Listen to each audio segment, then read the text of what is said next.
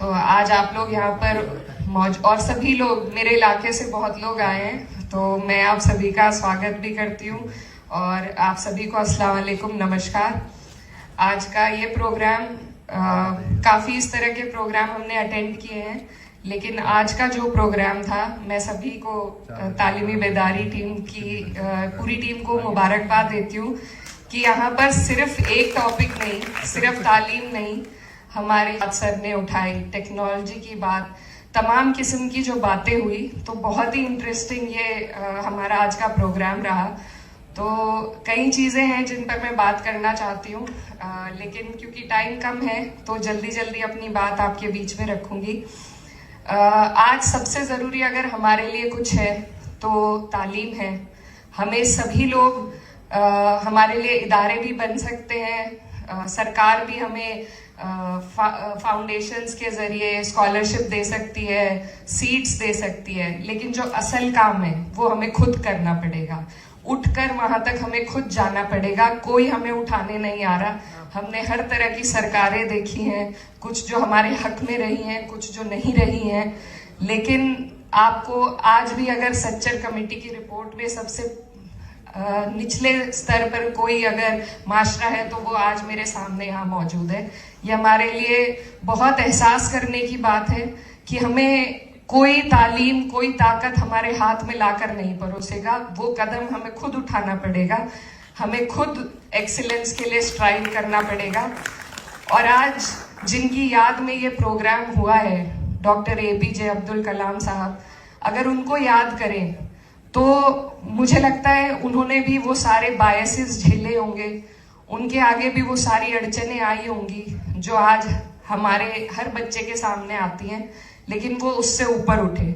उन्होंने अपनी फील्ड में अपने आप को इतना काबिल बनाया, वो एक्सीलेंस के लिए उन्होंने काम किया कि फिर वो हमारे देश के प्रेसिडेंट तक जाकर बने। तो इसलिए अगर हमें आगे बढ़ना है, हम बहाने बना सकते हैं, हम कह सकते हैं कि हमें जाने नहीं दिया जा रहा, हमारे लिए इदारे नहीं बनाए जा रहे, लेकिन आज हमारे पास बहुत से ऐसे एग्जाम्पल्स अपनी कम्युनिटी से मौजूद हैं जिन लोगों ने वो करके दिखाया है। उनकी सराहना आप और हम बाद में ज़रूर करते हैं, प्रोग्राम्स बाद में हम लोग ज़रूर करते हैं, लेकिन उस वक्त जब बच्चों को हमारे हौसले की, हमारे हिम्मत की और उनका हाथ पकड़कर उन्हें आगे बढ़ाने की ज़रूरत होती है, तब हम कहीं ना कहीं पीछे हट जाते हैं।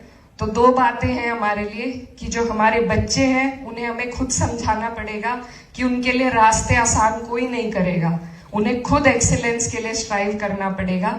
और हम लोग जो यहाँ पर आज हर फिक्र के मसले पर बात करने के लिए बैठे हैं, हमें ये कोशिश करनी है कि कामयाबी के बाद मुबारकबाद ना दें, बल्कि कामयाबी की राह तक उनका हाथ पकड़कर हमें आगे बढ़ाने का काम सभी लोगों को मिलकर करना है। और ये जिम्मेदारी किसी एक शख्स की, किसी एक तबके की नहीं हो सकती।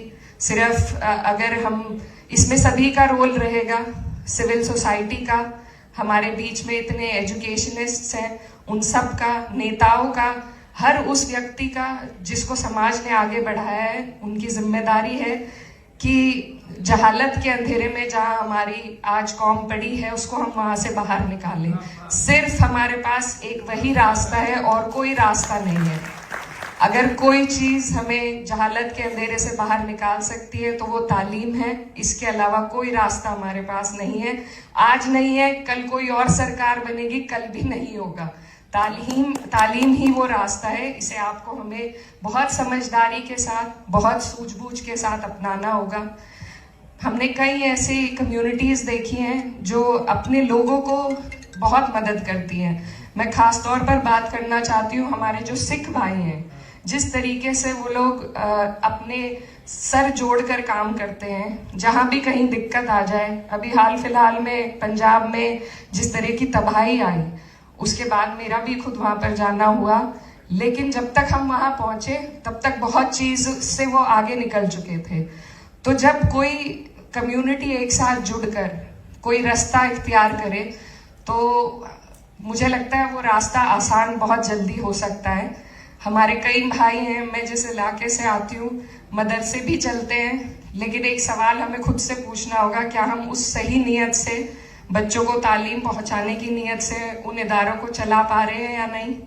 मैं ज्यादा नहीं कहना चाहती हूँ क्योंकि दूसरी तरफ से कई बातें उठती हैं, लेकिन इंट्रोस्पेक्शन की जरूरत है कि हम सोचें कि हमारे जो ज़कात हम सभी लोग निकालते हैं, पर वो ज़कात अगर मैं सिर्फ एक परिवार को 1 महीने के लिए अनाज दे दूं या पैसे दे दूं, उससे किसी का भला नहीं हो रहा है। अगर उस ज़कात का ही हम सही तरीके से इस्तेमाल करें, उन इदारों का जो बन चुके हैं उनका सही तरीके से इस्तेमाल करें, तो ये बात हमारी नीयत पर घूम के आती है कि क्या हम सही नीयत से, ईमानदारी की और इस नीयत से कि एक एक हमारी जो नस्लें हैं वो आगे की सुधर जाए, क्या हम इस नीयत से काम कर रहे हैं? ये आज हम सबको सोचने की ज़रूरत है।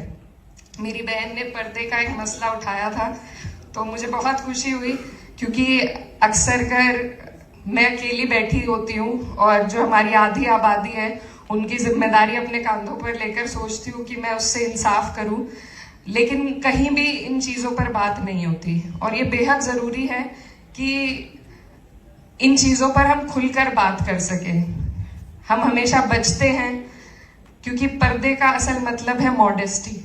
हम जिस भी हिसाब से बाहर निकले, ये नियत से, ये सिर्फ औरतों पर लाजिम नहीं है, मर्दों पर भी लाजिम है कि आप एक मॉडेस्ट पहनावे में बाहर निकले और आप हर वो काम करें जो आप करना चाहते हैं जिससे समाज की बेहतराई हो। तो ये मेरा मानना है और मेरा दीन, मेरी कब्र में मुझे सोना है, मेरा दीन मेरे और मेरे अल्लाह के बीच की बात है, इसमें और किसी का बीच में दखल नहीं है।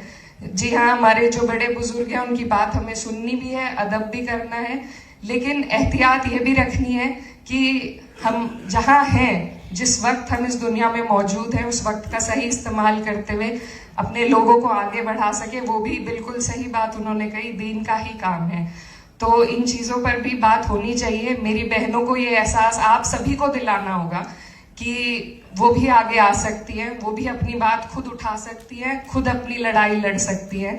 इसके लिए उन्हें मजबूती देने का काम हम सबका है।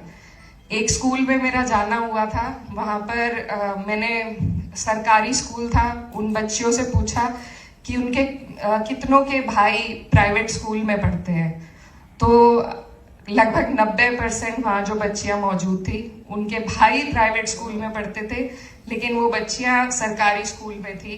तो ये जो हम एक दोहरी नज़रिए से हम अपने बच्चे और बच्चियों को देखते हैं, ये भी हमें बंद करने की ज़रूरत है। दहेज की बात रखी गई थी और मैं भी कई बार इस बात को कह चुकी हूँ। हमारी कुछ मजबूरियाँ होती हैं कि हम जाना बंद नहीं कर सकते, लेकिन बिल्कुल आपके सुझाव पर अमल करेंगे।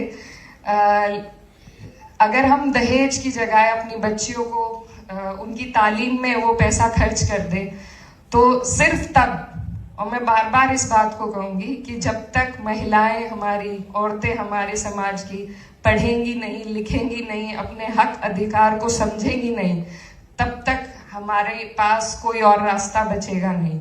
क्योंकि जो माँ पढ़ लिख लेती है वो जरूर ये कोशिश करती है कि उसके बच्चे तालीम हासिल करें। ये बाप शायद उसमें लापरवाही कर जाते हैं, लेकिन माएँ कभी भी उस काम में लापरवाही नहीं करती। मेरी खुद की माँ का मैं आपको ये एग्जाम्पल देना चाहती हूँ। हमारे यहाँ स्कूल्स उतने अच्छे नहीं थे, लेकिन उन्होंने बचपन से मुझे हॉस्टल में भेजा। उनका हमेशा, कभी एक दिन की मेरी छुट्टी उन्होंने नहीं कराई, इतनी सख्त थी वो मेरे ऊपर, कभी एक दिन की भी छुट्टी हॉस्टल से हमारी नहीं होने दी उन्होंने। तो जब माएँ इस तरीके से तालीम को आगे लेकर चलती हैं, तो कोई ताकत मुझे नहीं लगता रोक सकती है हमें। तो इन सब चीज़ों पर हमें कोशिश करने की, ज़्यादा से ज़्यादा बात करने की और कोलैबोरेट करने की। जो बहुत अच्छी बात हमारे भाई ने यहाँ पर कही थी, फारूक सिद्दीकी साहब ने, कि हम लोग जब इकट्ठे हैं तो हमें बात करनी चाहिए, उन बातों पर चर्चा कर कर कोलैबोरेट करना चाहिए, ताकि हम आगे उन चीज़ों को ले जा सके। और आज जिस हाशिए पर हमारी कम्युनिटी पहुंच चुकी है, अब अगर हम नहीं करेंगे तो वो वक्त कब आएगा ये हम नहीं समझ सकते।